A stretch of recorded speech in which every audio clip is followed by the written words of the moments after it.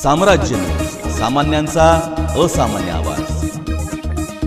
महानगरपालिकेची आपत्ती व्यवस्थापन समितीची बैठक 16 ऑक्टोबर गुरुवार रोजी आयुक्त डॉक्टर सचिन ओंबासे यांच्या अध्यक्षतेखाली पार पडली।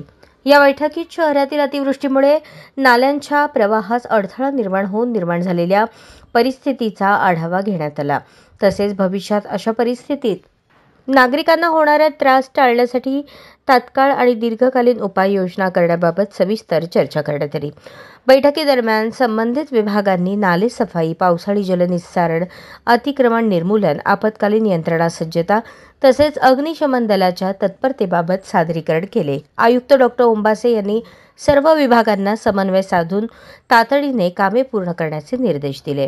त्यांनी स्पष्ट केले की अतिवृष्टीच्या काळात नाल्यांचा प्रवाह सुरळीत राहण्यासाठी अडथळा निर्माण करणारे अतिक्रमण तात्काळ हटवण्यात यावेत। तसेच नागरिकांना होणारा त्रास टाळण्यासाठी आपत्कालीन नियंत्रण कक्ष सतत कार्यरत ठेवावा। त्यांनी प्रत्येक विभागाने आपल्या कार्यक्षेत्रातील समस्यांचा कृती आराखडा तयार करून तातडीने अंमलबजावणी करण्याचे आदेश दिले।